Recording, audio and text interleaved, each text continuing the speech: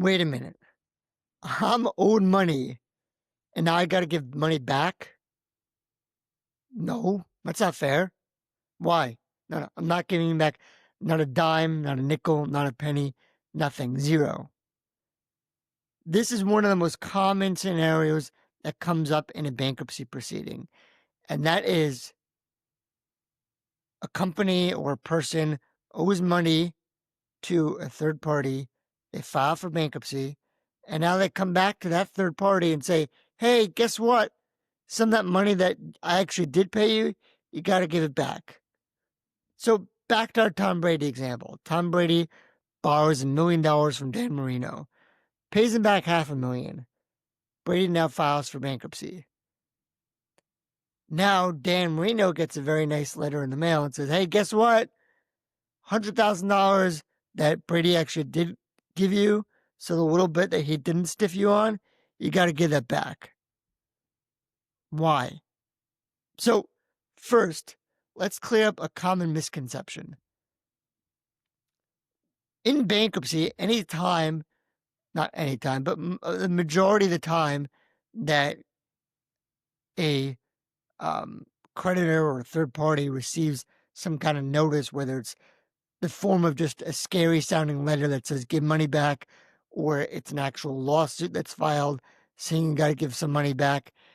It's not giving money back to Tom Brady. The money's not going back to Tom Brady's pocket. What's really going on here is Tom Brady owed money not only to Dan Marino, but he also owed money to Gronk. He owed money to Bill Parcells. He owed money to Troy Aikman. He owed money to Bill Belichick. He owed money to Michael Jordan. He owes money to a lot of people. He decides, well, Marino didn't win any Super Bowls, so I feel a little bad for him. I'll pay him back before I pay anyone else back. Other guys that won Super Bowls, Jordan is Jordan. No one's going to mind. So Brady pays back, and kind of Dan Marino was also sending a lot of angry messages to Brady, threatening him, saying he's going to, go on TV and saying that Brady is not the GOAT. And Brady obviously does not want Marino to call him something other than the GOAT on national TV. So Brady keeps him quiet, pays him some of the money back. But now he's in bankruptcy. In bankruptcy, they don't care. They don't care about Marino thinking that Brady's not the GOAT. They don't care that Brady feels bad for Marino. All they care about is this law that Congress passed in their infinite wisdom, which is known as the preference period. What is the preference period? It simply means that all creditors should be treated on equal footing. And you cannot make a choice to prefer to repay one creditor to the detriment of the other creditor. So if Dan Marino has to give money back, he's not giving it back to Brady's pocket. He's giving it back to this big giant pool. Think of it as a basket, and the basket gets filled with money, or a cookie jar even.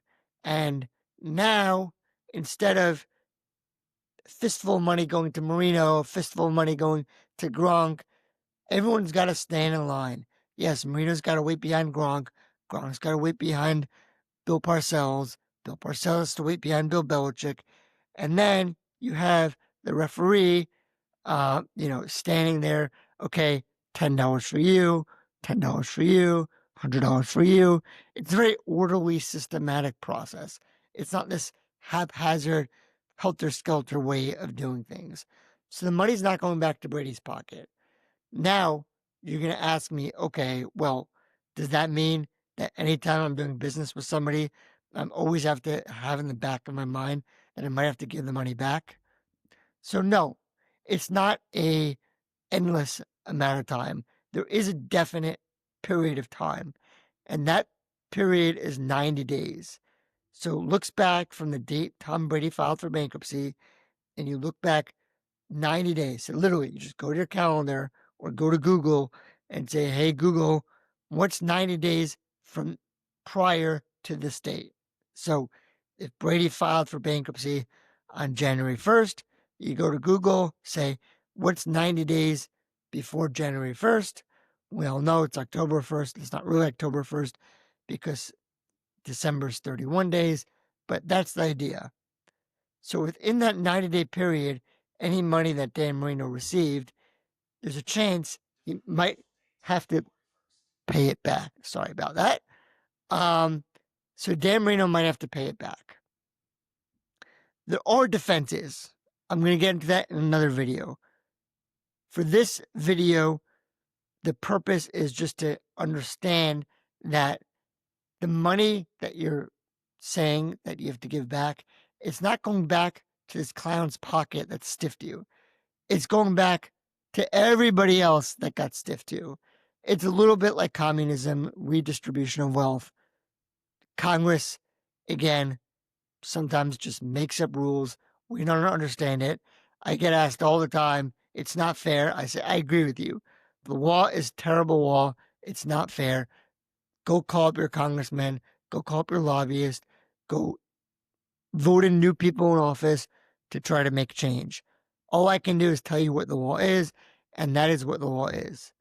I can tell you, and I will tell you in my next video, there are ways of dealing with it to either completely defend yourself, that you will have zero liability, which is unusual. You don't usually have zero, but there more often than not, there's ways to reduce that. So if this referee now is asking for $100,000, you can often, there's many kind of tools built in within the law to help reduce that. And we'll talk about that in the next video.